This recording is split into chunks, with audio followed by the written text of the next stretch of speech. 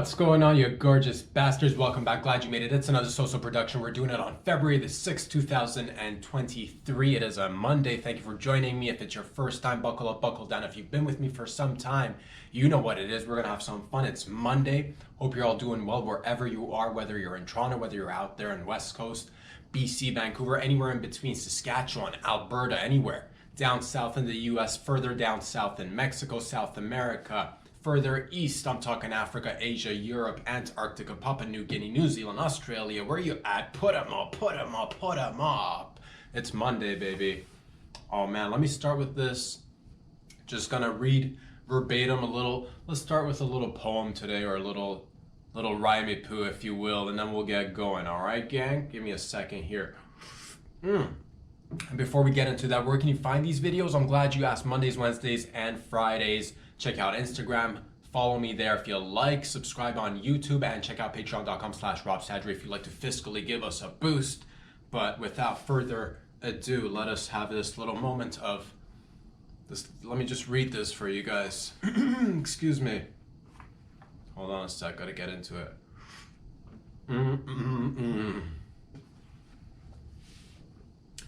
Popcorn, shorts, rollerblade. I'ma have to learn a trade. Pussy juice tastes like lemonade. Yum, yum, that is so heaven made. Ever take a walk in an Everglade? And that'll be all in terms of verbatim. Everything else, we're just gonna hang loose and have some fun. Oh man. Boys and girls, it is Monday. A lot of exciting things are going on in and around this beautiful planet. And what do we do, in case you're new, if you're just joining us today? What do we do around here? We talk about the personal, we talk about the not so personal, we talk about the profane, the mundane, the sacred, and everything else in between and under the sun. We do it together, and we try to, come up with fun little anecdotes or solutions here, and they're not even solutions, but just trying to figure out life. And that's what we do. We try to together figure out life, or aspects of it, because it's like this big puzzle, and I'm puzzled, and I know you're puzzled out there too. We're all a little piece, just trying to figure out, where do we belong? Where do I don't belong here, you don't belong here. No, but we do though, but we do, man. I've just been, one of my favorite topics that every now and again I'll have to go back and look into, just because I'd love to have access to more information and figure out a little bit more. I've been fascinated with this topic and other topics similar to it, and maybe the same realm, ever since I was a young man, maybe just about 3 inches tall. I was very much into these topics. And the topic that I'm talking about today, I guess one of the topics, is a little bit concerning remote viewing. Remote viewing. What is remote viewing? And why am I interested in it? Man, I'm interested in a lot of things. I'm interested in, what is remote viewing? What is, do we have psychic abilities? And I don't, today's going to be a fun episode. It's nothing, and none of the things that I'm saying I have no actual, field of expertise in. I'm just a curious person. Do we have any psychic ability? I'm a skeptic. I'm not one of these people who I've never been to a psychic. I've never had a psychic reading. I don't believe in the most, generic meaning of the term psychic, or psychic abilities, or remote viewing, or out-of-body experiences. I don't necessarily, I'm a skeptic. I like to look at things. I like to question things. And I'm also curious about our overall state of being, a state of existence as a human. What does it mean to be a human? What is a human? And we'll get down and dirty with it. We'll get down and dirty, because some say we're sort of kind of like a battery. We're like a battery, a vessel of a battery, but we're also programmable. Programs. We can run. We're like a walking, talking, bioelectric programming machine / battery. Think of it. It's a wonder. It's a miracle that we're, and that's what it is, man. Before we get into it, I just want to say I'm so thankful, grateful to be alive and kicking. It's a beautiful day outside. I hope your day is going well. I hope you're having a good start to your week, whatever you're doing, whether you're out there doing whatever it is that you're doing. And you're like, how do you know it is whatever it is that I'm doing? I know that you're doing something out there, and I'm 100% behind it. I'm not going to get in front of it. I'll get behind it and I'll support from the back. But that's one of the topics that I'm interested in, and I wish I had more access to information. I've always been, I've always been curious. I'm like, man, is there anything more to our abilities? Is there anything more about us that we've not maybe tapped into? Has anybody done any further research into it? I've looked into the matter, several times, and I've only gone as far as I could with the information that I've got access to. So I'm not the only one who's interested in this sort of stuff. There are plenty of people, the government, the CIA was at one point very much interested in studying psychic abilities, remote viewing, and they ran programs in conjunction with other programs, at universities such as Stanford Research Institute, SRI. Shout out to Stanford, great university. A lot of weird shit came out of it too, but still, nonetheless. And it's, and it worked with the CIA during the 70s and 90s, if I'm not mistaken. Then they conducted a study and that's the thing. Here's the thing, to whatever information I have or you might have that's available to the public is Western knowledge, Western information. So one of the reasons that actually ignited this interest in the, psychic realm or remote viewing or innate abilities, intuition. What's up with intuition, fam? Gut feelings and shit. Could we extrapolate? Could we somehow use them otherwise in different forms? And we weren't the only ones who were interested. The West wasn't the only. Actually, as a matter of fact, the Soviets back in the day, they were also interested in psychic abilities, remote viewing, and so much really interesting, fascinating stuff. So again, from the 70s to the 90s, we've had programs. One of the major ones that was declassified later on, and then apparently, quote unquote, the operation was shut down because that's the thing. Here's the thing. What I found thus far is not much, but I'd like to be able, if you have access to somebody, if you were conducting the Stargate project, if you were part of the Stargate project, if you were part of the CIA programs or the Stanford University experiments that they ran from the 70s to the 90s, I would love to hear from you, either personally or if you'd like to reach out to somebody. You're like, oh, different platforms, would it get on the platforms? There's so many platforms, and talk about it, please and thank you. Because apparently we ran some studies. They weren't maybe the best studies. They weren't it's ambiguous. That's the thing. My concern is we ran about 20 to 30 years of experimentation, and at the end some information was useful. Apparently we were able to use coordinates, and I'm butchering this. I do recommend everybody go do your own research, but at some point or another we were running experiments in regards to coordinates and longitudes and latitudes, and can you be able to get people with quote unquote abilities to locate particular things, whether they be a downed plane with a nuclear bomb in it, whether it be like, oh, we lost artillery, where is it? We lost a shipment, where is this? Whatevs. And people sometimes allegedly successfully were able to do these things.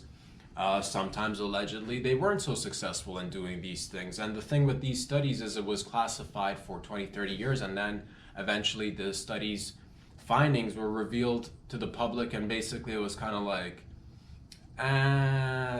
it's not worth looking into. It's not, there was a lot of what I picked up as well, a lot of giggle factor, quote unquote, associated with these, and rightly so. I myself am one of those people that if I see a household, a regular suburban household out there with like a little, figure of a palm and it says psychic readings, I never, those things don't appeal to me, but I am always interested in, again, what are we capable of? What is this human body that we're navigating through this space-time continuum that's always evolving and changing, and we have debates over whether or not some things are real, whether or not some things aren't real.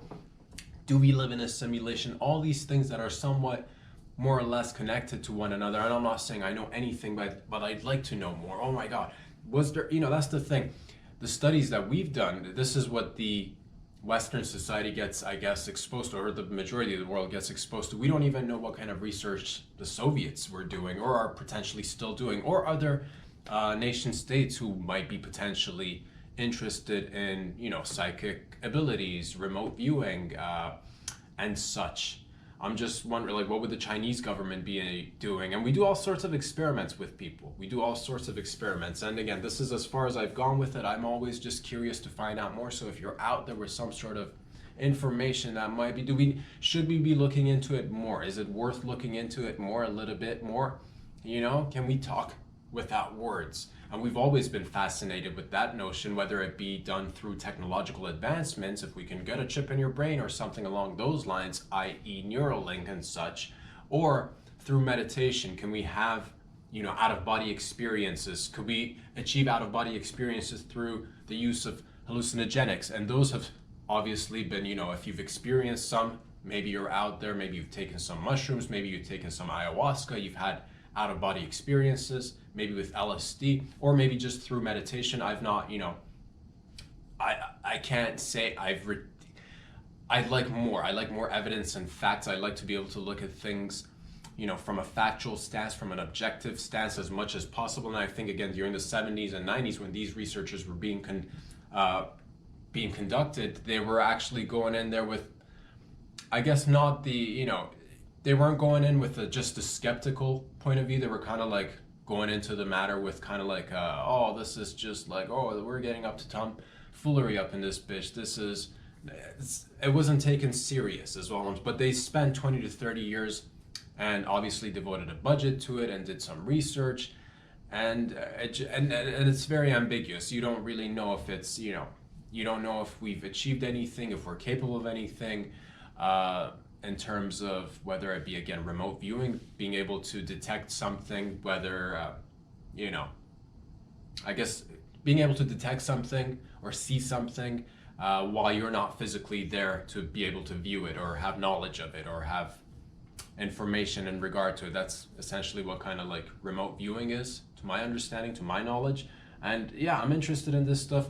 The CIA was interested in this stuff. The Soviets were interested in this stuff, I guess because they wanted to use it more so for military purposes and I guess spying purposes, which is, you know, that's the thing we always, you know, I'm just saying, anytime your research is motivated by the military or, you know, using it as a weapon. They were mostly interested in using it as a weapon. Let's just put it this way. This is from my understanding. But again, what happened to the 20, 30 years of research, and did it get actually shut down? Quote unquote, a Stargate project was shut down. It was, you know, it wasn't fruitful enough. And the studies that they've done weren't, you know, potentially, I guess, open to being replicated across time. So it's not something that's, you know, verifiable through different accounts, allegedly, because a lot of times different countries, different, you know, even within the same country, different branches, like even in sciences, you'll have somebody studying biology, physics, chemistry. These guys are not so, you know, connected with one another. Hence, sometimes the impediment in learning and growing and getting to, because somebody could be an expert in biology and they might not necessarily be involved in chemistry or physics or whatever. And they can, I guess, to a certain degree, only stay within their own lanes. And imagine all these other realms of knowledge or knowledge that gets kind of like, you know, put in a box with a quote unquote a giggle factor, a sort of like, oh, it's not even worth looking into. And maybe it's not, but again, it is interesting that the government, that the CIA, universities, and not just us here in the West, but other powerful countries out there were doing research on it. And I wonder what they found on the Soviet side of things. It's interesting, it's fun to think about, and we're constantly growing and evolving, and it's just really interesting and fascinating to me. So if you're out there with more information, please get on some sort of, you know, information distributing network of sorts of your choosing. If you'd like to contact us, DM me. Get on the DMs, baby. Slide in the DMs if maybe you're in Toronto and hopefully you're like legit. Maybe you work with, you know, oh, do you have access to classified documents and research in regards to psychic abilities and remote viewing? Get in touch. Touch me. Don't touch me, but like reach out and touch me. Yeah. Boys and girls, ladies and gents, these are just really interesting stuff that just, you know, just tickle that part of the brain that's like, oh, curious about what else is out there. And I guess sort of similar or maybe in line with these topics, another thing that I'm fascinated about that's got me thinking about, the future, because I'm always just, when it comes to the future, when it comes to technology, advancing human capabilities, whether it be through, physical manipulation or through other means, I'm always interested. I'm always a little bit scared, a little bit but I'm always curious at this, curious and scared. That's my middle name, curious and scared. CS, baby. CS, doing it. And that's what it is. But always willing to go further and further, obviously, just because that's what it is. I think that's a part of humanity. There's this innate desire to enhance, to do better, to learn, to achieve more, do more. And it's exciting, man. We're doing a lot of amazing things. I'm curious to know what's going to come in the future in terms of gene editing and CRISPR technology. I'll read you a couple of articles which I found really interesting, and maybe we'll discuss a little bit of it. And I wonder what you guys and gals out there think about these topics and issues. They're fascinating. Here, the first one is, this is on The Guardian. How far should we go with gene editing in pursuit of the perfect human? Okay, so I'm very much interested in this topic as well. As the world's top human genome editing researcher gather in London, and ethical issues posed by pioneering scientific advances will be high on their agenda. The name He Jiankui is not listed as a registered delegate for the third International Summit on Human Genome Editing, which is to be held at the Francis Crick Institute in London next month. Yet the disgraced Chinese scientist will be on the minds of the most of those attending. He will be a ghost at the Feast of Science. All right, so he's not going to be there, but his name will be there. Jiankui was responsible for one of the most controversial acts in modern scientific history, as was revealed at the world's previous genome editing summit, which was held in Hong Kong in 2018. In front of the stunned delegates, the researcher, then based at China's Southern University of Science and Technology in Shenzhen, announced he had changed the genetic makeup of 3 young girls in a bid to make them resistant to HIV. This modification, made when they were embryos, could then be passed on to future generations. The experiment is without precedent in modern genetics and was deemed unethical by Chinese authorities. When the Chinese are saying it's unethical, geez Louise, Jiankui. Jiankui was subsequently jailed for 3 years. That's all, slap on the old wrist. Though his influence at next month's Science Summit will still be profound, said Professor Robin Lavelle Badge, organizer of the forthcoming London Summit. We will be discussing what has happened to 3 children whose physiology he may have altered by genome editing, said Lavelle Badge, who has also chaired the session at which Jiankui revealed his extraordinary biological intervention. We will also, end quote, have presentations about the changes that have occurred in China in terms of the law and the ethics governing gene editing. There have clearly been quite substantial changes for the good. Debatable, but still. And it is important, end quote, these issues are raised. Genome editing has enormous power to benefit people, but we should be transparent about how it is being tried and tested before the technology is put into practice. Genome editing was transformed by Jennifer Doudna of the University of California. I'm hoping I'm pronouncing your names and last names right. And if not, I do apologize in advance, Mrs. and Mrs. gene editing folks out there. Berkeley in California, University of California, and Emmanuel Charpentier of Max Planck Institute of Technology Biology in Berlin. I'm sorry, Emmanuel Charpentier of Max Planck Institute for Infection Biology in Berlin. Their research was rewarded in 2020 when the pair were given a Nobel Prize for Chemistry for creating, and again in quote, a technology that has revolutionized the molecular life sciences, in the words of the Royal Swedish Academy of Sciences, which made the award. The technique developed by Doudna and Charpentier is known as CRISPR-Cas9, and it acts like a pair of molecular scissors that can cut a strand of DNA at a specific site. In this way, scientists can alter the structure of genes in plants, animals, and humans, and in turn induce changes in physical traits such as eye color and disease risk. Okay? No introduction of genes from other organisms is involved, a crucial difference from previous forms of genetic manipulation. So this is just in-house on you. Scientists are now looking at genome editing to develop new medical treatments, for example, by making changes in individuals with diseases. Candidates include the inherited condition sickle cell anemia. You know, it sucks, in which a single gene defect disrupts hemoglobin production with serious consequences for patients who suffer anemia because their bodies are starved of oxygen. You thirsty for that oxygen, son? We're trying to fix it, I think.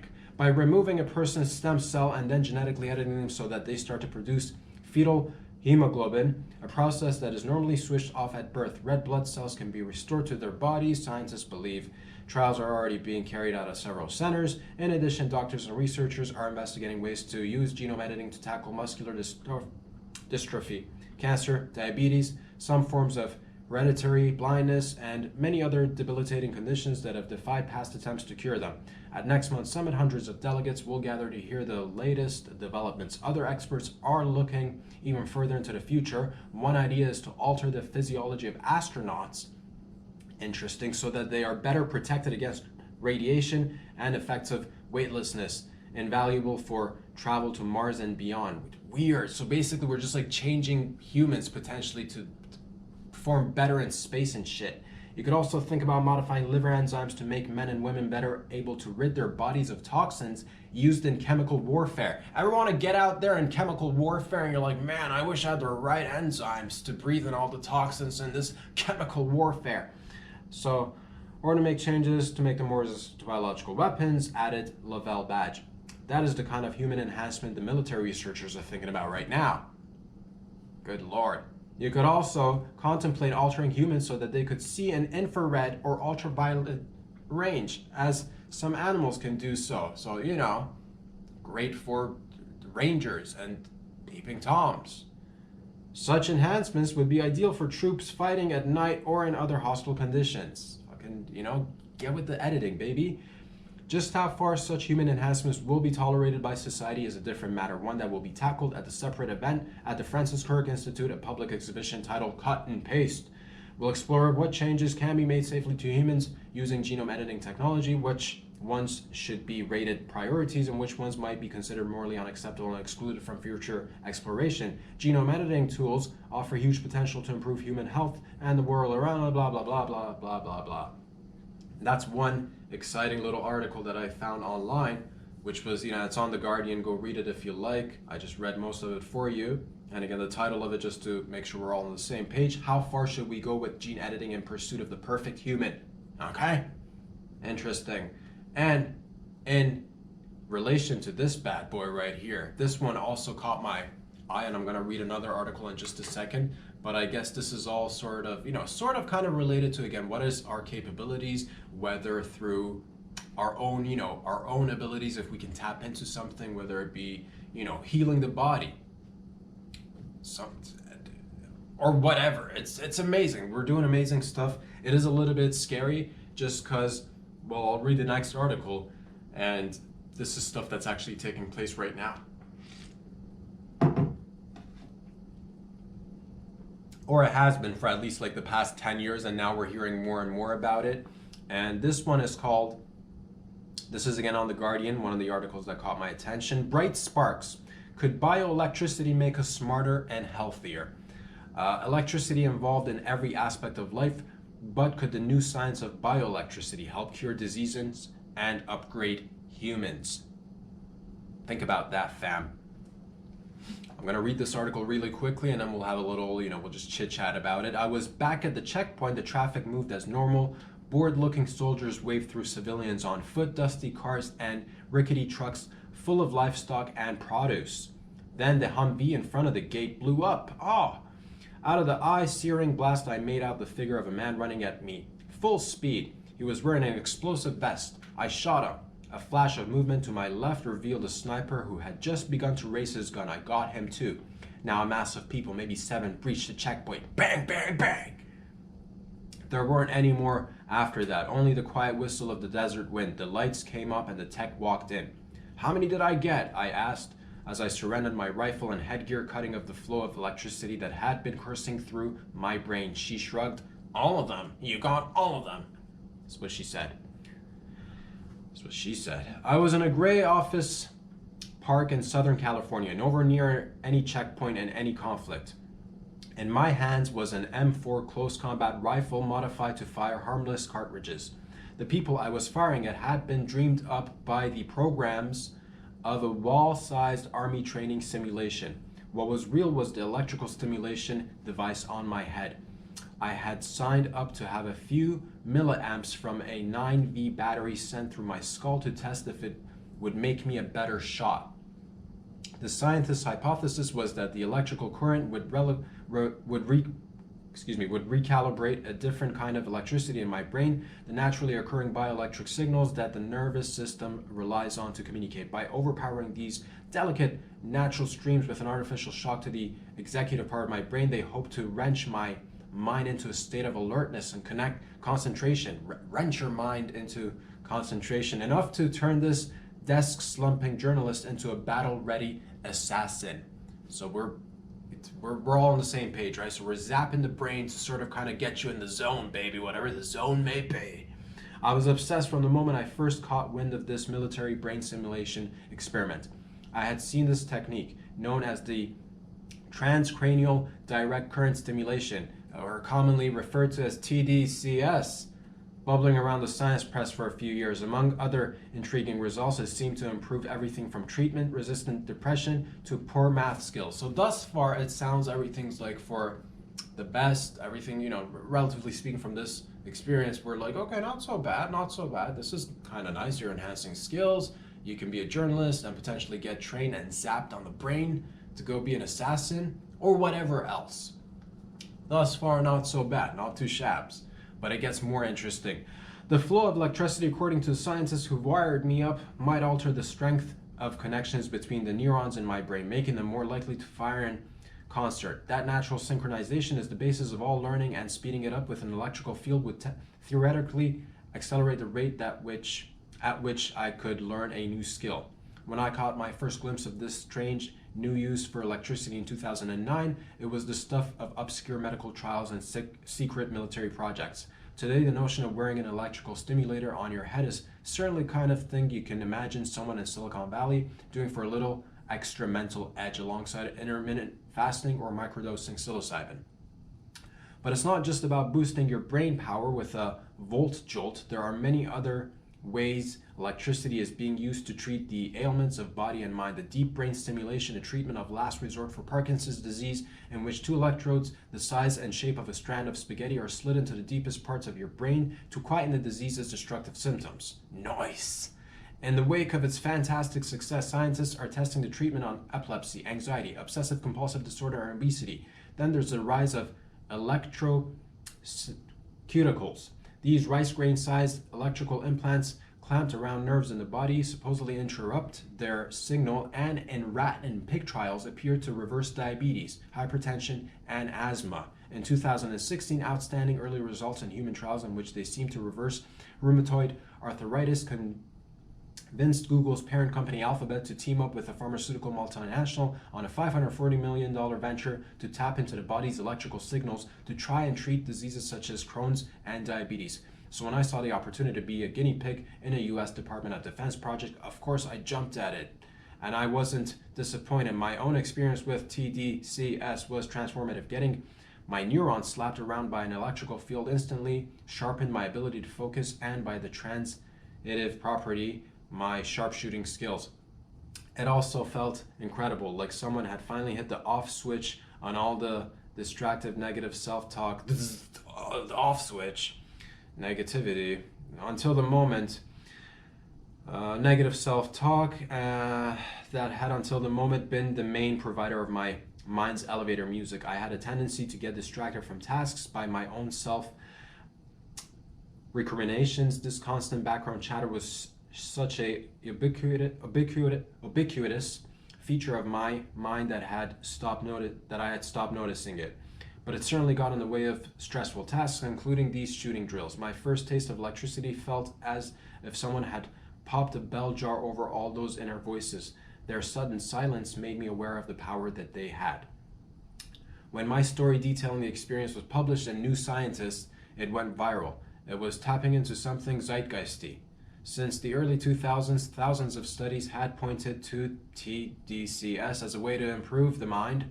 The data and the headlines had been accumulating for years, but my gonzo experience took it out of the dry, clinical stuff. Seeing dollar signs and the combination of intriguing lab results and growing public interest, enterprising startups quickly began to hawk their own commercial versions of the brain-enhancing headgear I had road tested.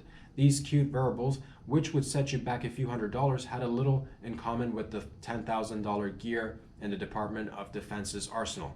Nonetheless, they were soon adopted by people looking for an extra bit of mental edge, including high-level athletes. Before every game, the Golden State Warriors, a team so unbeatable they were accused of ruining basketball, wore them in practice sessions to zap their brains into the zone. The U.S. Olympic ski team used headsets in training drills, raising accusations of brain doping. And then came the inevitable backlash. Skeptics started to wonder if this was all a bit too good to be true. Soon a wave of studies began to debunk the previous glut of hopeful findings. One group electrically stimulated a cadaver and concluded that it was pseudoscientific bullshit. A meta-analysis followed and concluded that if you average out all the effects, you'd end up with nothing. But if electrical medicine was quackery, why did it still seem to work across such a wide swath of ailments? I couldn't get the question out of my system. What was the relationship between electricity and biology? If this technology worked, I had no idea, so I decided to work it out. I've spent the last 10 years of my life being electrified by these questions and their answers. A natural electric current coursed through all living things, underpinning their every move and intention. It predates nervous systems and even humanity itself. It animated the bodies of our ancestors long before the first fishy mutants even squelched on to dry land. It is the most ancient thing about us. It is among the most ancient thing about life itself. We are fundamentally electrical creatures, but the full extent of our electrification would shock you. This is not the electricity that comes from a battery of the kind that turns on the lights and powers the dishwasher. The kind of electricity is made of electrons, which are negatively charged particles flowing in current. Gets really interesting. The human body runs on very different version by electricity instead of electrons. These currents are created by the movements of mostly positively charged ions such as potassium, sodium, and calcium. Every one of the 40 trillion cells in your body is its own little battery with its own little voltage. When a nerve impulses comes roaring down a nerve fiber, channels open in the neuron and millions of ions get instantly sucked through them, taking all their charge with them. The electrical field generated by the mass migration of charge works out to be 1 million volts per meter, which at that scale would feel like passing an entire bolt of lightning from one of your outstretched hands to the other. That's what it feels like to be every neuron in your body. This is how all signals travel within the brain and between it and every organ in the body via the nervous system. It's fundamental to our ability to think and talk and walk, and why our knee hurts after a fall and why the scraped skin heals. It's what makes gummy bears taste sour. It's how we knew we were thirsty. But bioelectricity isn't confined to the nervous system. Over the past couple of decades, it has become clear that these signals are pressed into service by every cell in your body, not just those that govern your perception and motion. Each of your skin cells has its own voltage, which it combines with neighboring cells to generate an electrical field. The tingling when you bite your tongue or the inside of your cheek, it's a wound current calling to the surrounding tissue to send help. Similarly, the cells in your bones are electric, your teeth are electric, your organs are electric, and so is the coat of epithelial tissue that hugs each one. Blood cells too. Recently,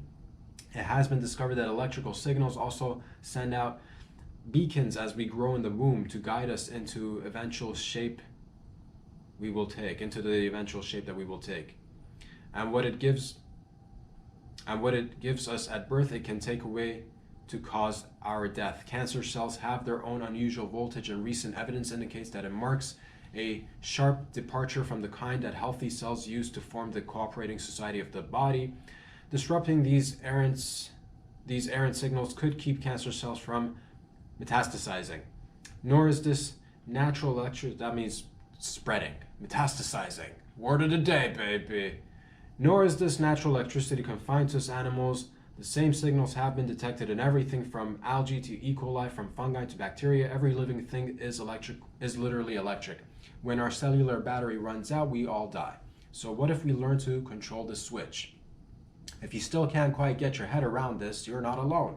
The entire history of bioelectricity has been marked and in some ways defined by the skepticism leveled at the researchers from both the physics and biology establishment.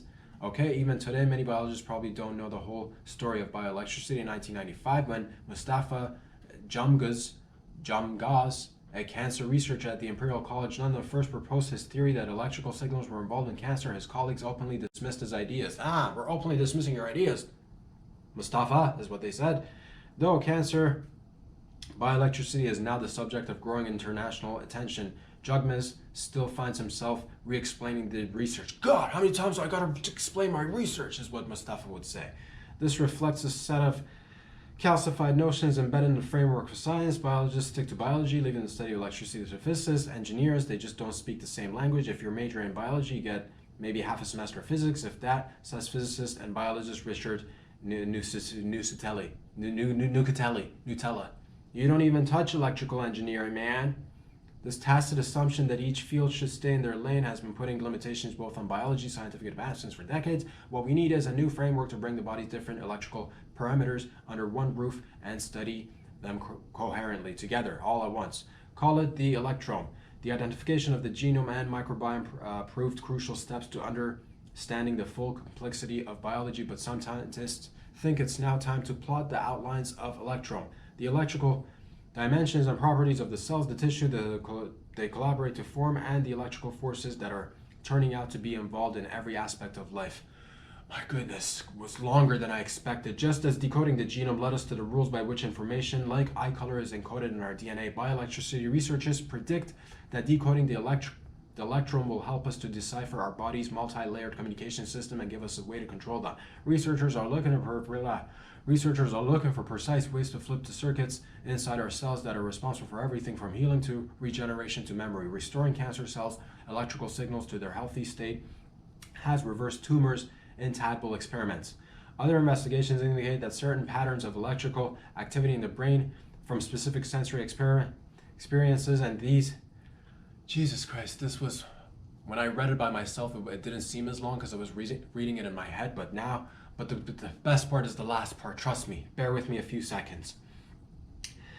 Other investigations indicate that certain patterns of electrical activity in the brain form specific sensory experiences, and that these may be recorded and overwritten, raising the possibility of advanced prosthetics that a person can feel as fully as they can feel the skin they were born with.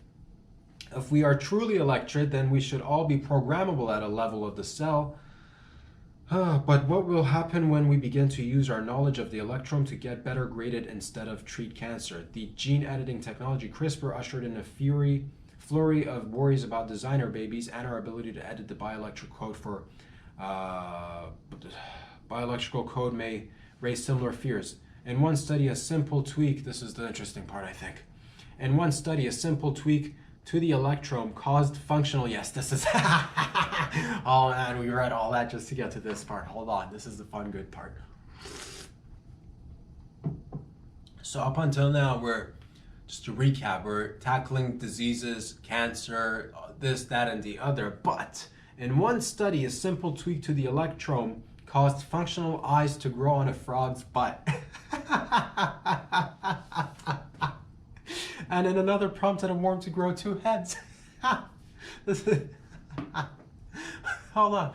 In one study, a simple tweak to the electrome caused functional eyes to grow on a frog's butt. Okay? And another prompted a worm to grow 2 heads. Okay, so that's the good stuff. That's the juice, baby. There is clear relationship between our electrome and the shape our bodies take from frogs to worms to humans. So we need to do much more research before someone figures out how to grow themselves a 3rd eye as a social media stunt. More worryingly, 3rd eye on your ass, dude. We'll get into it. More worryingly, bioelectricity researchers could all too easily be misappropriated by the vague but undeniable urge to see humans as occupiers of inferior bodies that could only be improved by the addition and substitution of hardware and software. We're turning into bots slowly, slowly, So, what limitations should we place on upgrading or altering humans? Who will govern the rules on literally like another short paragraph about the rules and regulations and the ethics and morality. I did have to read the entire thing just because I didn't want to just skip to the part where I'm like, oh, you might grow a third eye, or like, doesn't it have any benefits? It certainly, most certainly does, just like any tech. My goodness, that was a longer read than I expected, but that's fine. We did it. We were here. We did it together. And that's how we look into things. That's how we figure it out. So in terms of, I guess, this being related to, again, maybe not so related to the initial topic that we started off, whether it be remote viewing, psychic abilities, or overall human abilities, right? And enhancing them. And I'm just wondering if we are batteries, if we are electrical, if we are programmable, are we hovering on levels that are maybe not allowing us to tap into any sort of other abilities? What if your nip had different abilities and you were only using them for, guys barely even use their tits, right? What if you could what if there was a code, dude? What if I go like this many a times, and then all of a sudden I fucking beep bop beep boop transform, but you don't know if it's like 3 on this side, 4 on this side. One, it's like a lock on your locker way back in high school days when you had locks on your locker. Remember those days? Beep bop, fucking, you know what I mean? Or beep bop beep boop on your nipple, and then somebody fucking giving you a wet willy in your fucking belly button. There it is. And that's what it is, man. What are our abilities? Are we, and that's the thing with humans constantly being occupied by just like a lot of our time is spent earning the doll hair, right? We're earning doll hairs, we're spending time outside 40, 50, 60, 70, 80, 90,000 hours a week, 10,000 hours a week, 1,000,000 hours a week. And sometimes I feel as though the human ability is diminished, or perhaps I guess we might be operating on mass, on maybe lower vibrations, if this makes any sense. It barely makes sense to me, but if we are batteries, and the batteries overall for the 99% seem to be running on low juice, are we incapable of tapping into other abilities because we might be running on lower vibrate? Does that make any sense at all? Maybe, maybe not. But the point is, I'm fascinated and I would love to know more on what else could we do with these things, man. It's getting crazy out there. So if you can gene edit babies' eye colors for them to be able to see in infrared or X-ray vision, holy smokes. Or going out there and conducting modern warfare and getting bombs dropped on you, but like you're just like walking through the bombs and the chemical warfare like some sort of, untouchable zombie.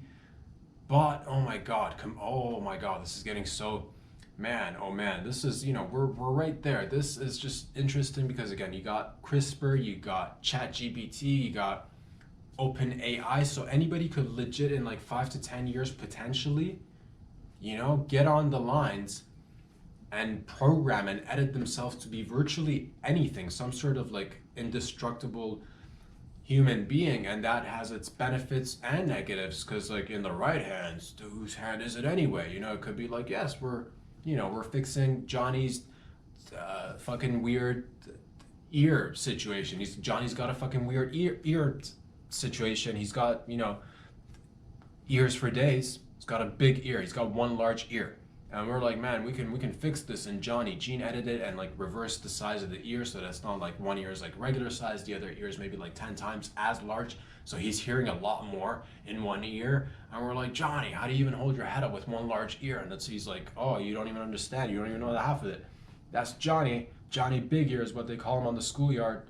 But that's, you can gene edit that, and that's maybe bueno, because like next time, I guess, passing on those genes, Johnny's kid's not gonna have weird fucking like, satellite dish for an ear or something. You know what I'm talking about? But that's the positives.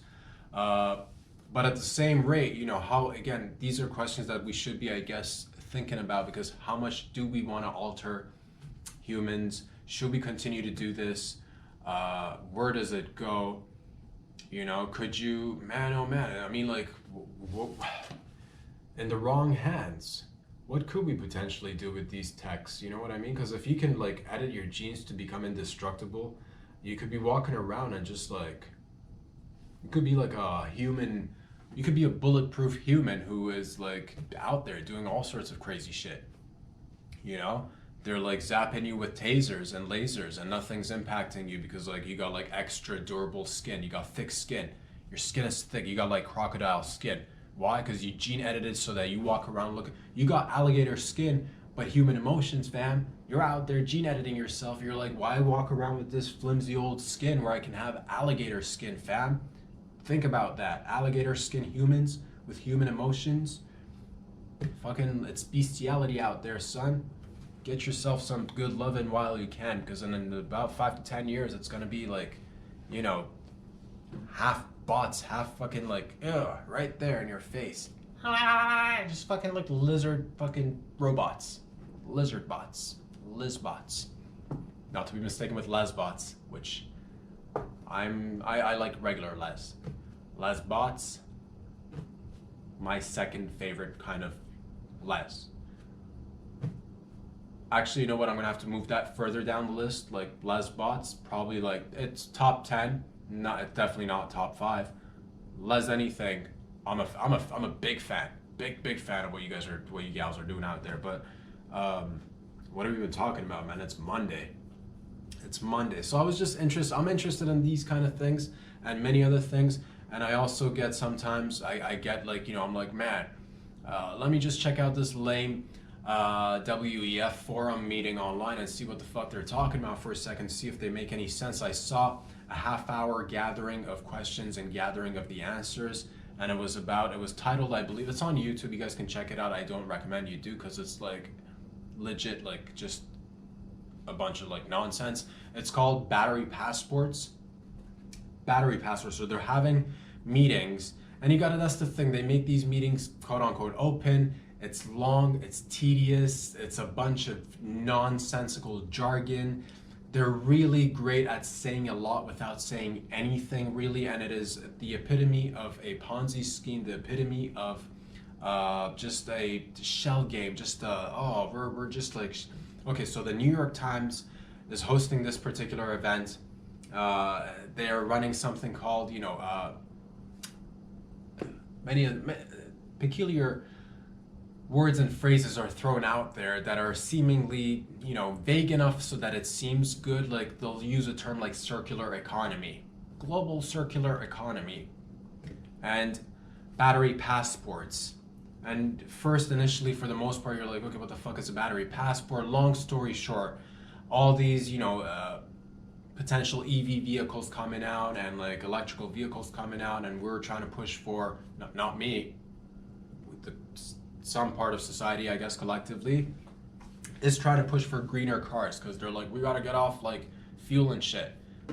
Which, you know, I'm not saying we shouldn't, I'm not saying we shouldn't, but the way we're selling it, not me, the way they're selling it is that, you know, EV vehicles, electrical vehicles are actually greener, better for the environment, and that is, I guess it's open for debate, and it's not as green as, I don't believe, from my understanding, it's not as green as we think they are.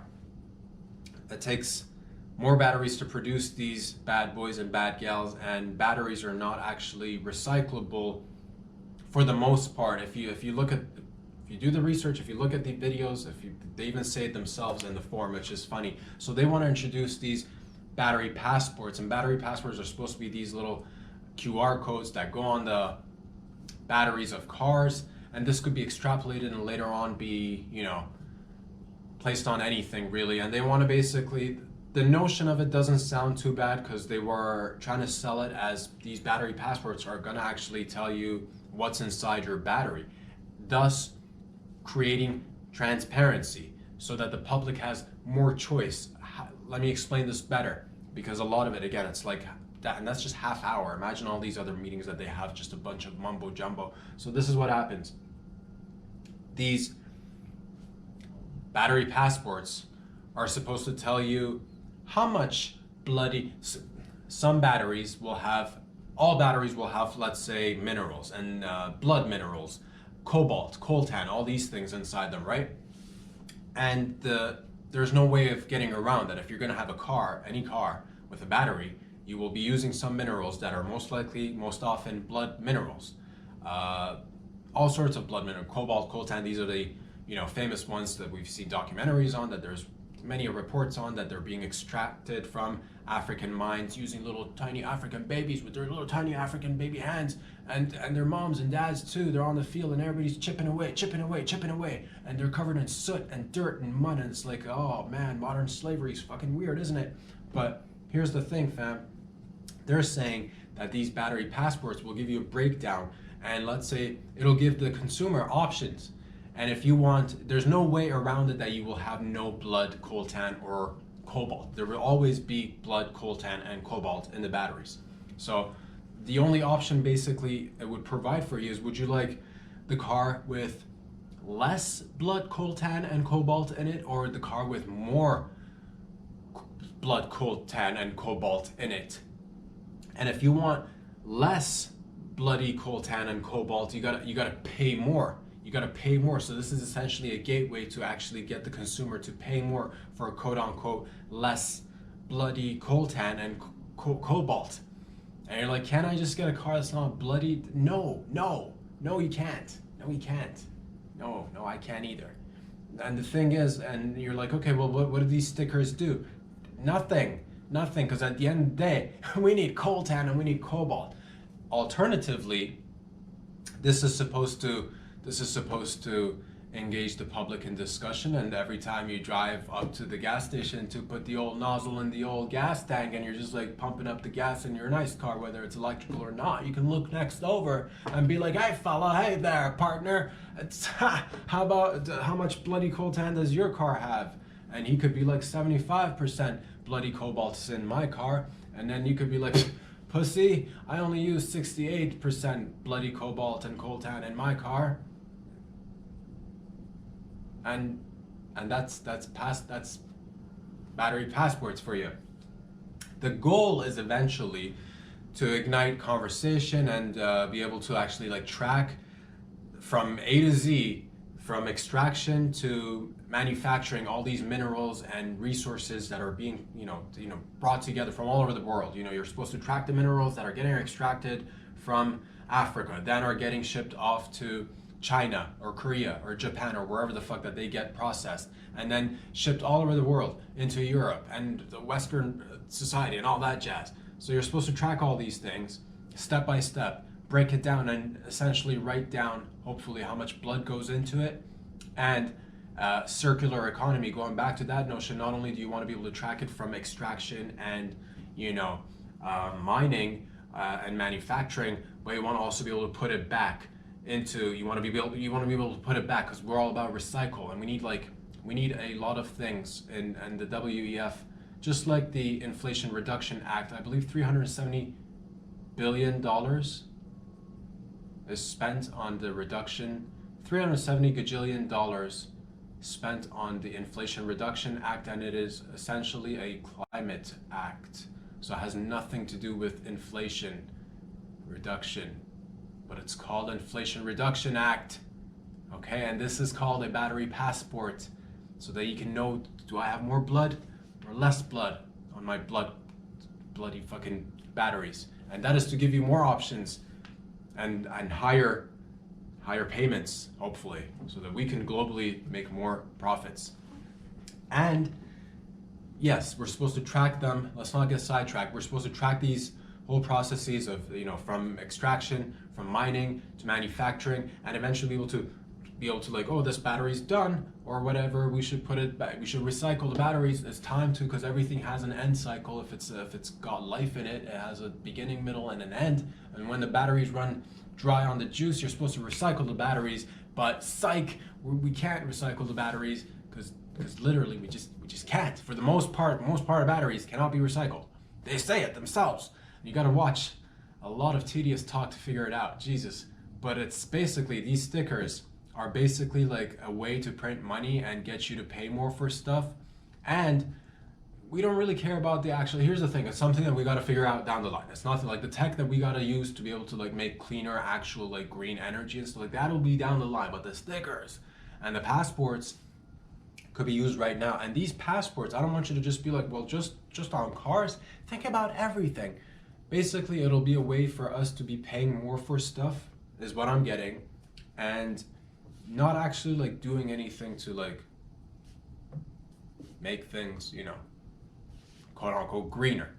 Because the initial aim and goal of this whole thing, I believe the term they throw around is like net zero, and you just, it's unattainable, it's unreal. You can't have like a zero, if you're using something, you're going to be putting out waste, whatever it is, whether it's personal, societal, whatever you use, there's going to be a waste factor to it. So there's no such thing as taking things and not having any sort of negative output, if that makes any sense. Good Lord, I know we got through a lot today, but I had to watch that because it was just like, I'm like, man, let me just watch one of these like bullshit fucking gatherings, and they have their own in-house journalists with their lame, stupid in-house journalist questions, very lame, and there's like, and the 4 candidates that are supposed to be giving the speeches just again talk a whole lot of vague jargon that sounds really good because it's like, and everybody's just like clapping for each other and tapping each other on the back. Oh, look how green you are, look how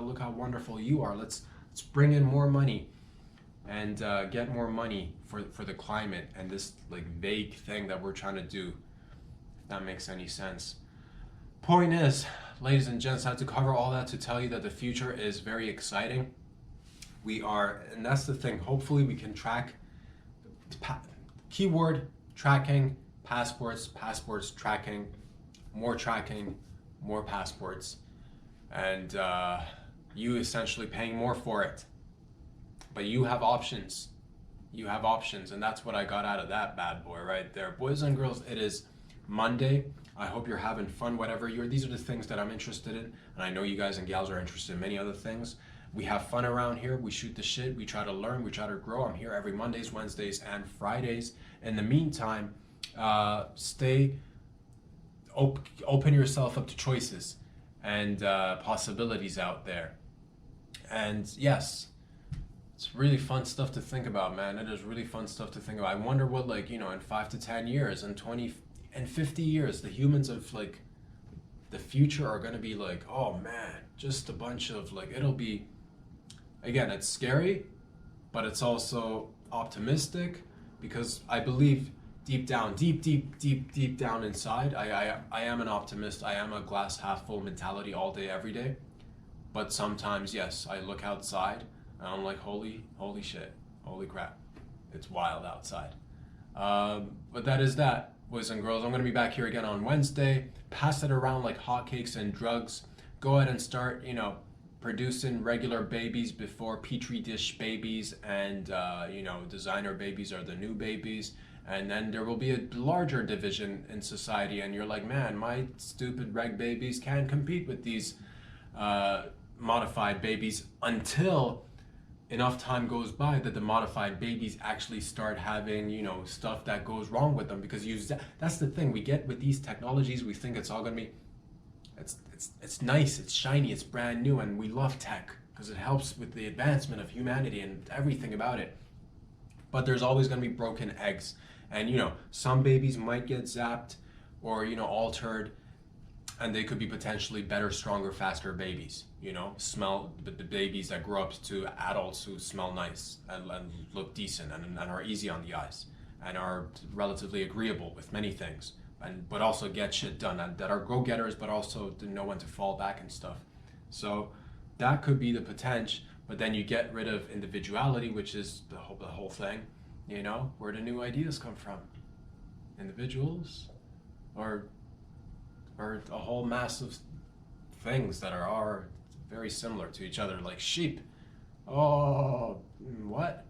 Point is, in that process, while we strive for the perfect human race, human soldier of the, oh boy, while we strive for the human perfecting the human race soldier, we will have a few people that'll be very dope, because sometimes the zaps, the cut and paste will go wrong, and there you go.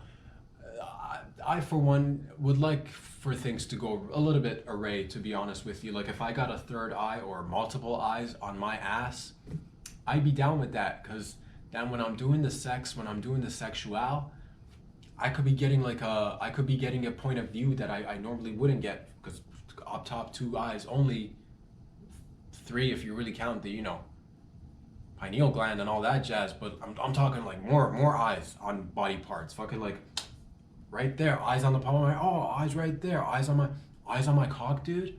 No, I don't want to see myself pissing every day, but eyes on my ass, so that I could, or extra, anything. You could get zapped and like grow an extra head, or grow extra dicks, or tits, which is, if you're like a wet nurse, that would actually work out really well. Imagine you get zapped an extra, you get zapped, or snip and cut and paste, gene edited, there goes your Alzheimer's, but like 5 years into it, no Alzheimer's, but like 8 tits, but you're a wet nurse. So I guess business is booming and things are looking really cool. These are the things that keep me up at night, but also they help me fall asleep as well, because that's what I dream about. Not 8 tits. Not, I don't want to be a wet nurse. I don't dream about that. But I think about things just like many of you guys out there, many of you gals out there. So keep it light, keep it loose, keep it tight, and we'll just wrap it up the same way we came in, with a nice little poem. Again, I'll go ahead and share this in case you missed it. Popcorn, short shorts, rollerblade. I'ma have to learn a trade. Pussy juice tastes like lemonade. Yum yum, that is so heaven made. Ever take a walk in an Everglade? Peace out.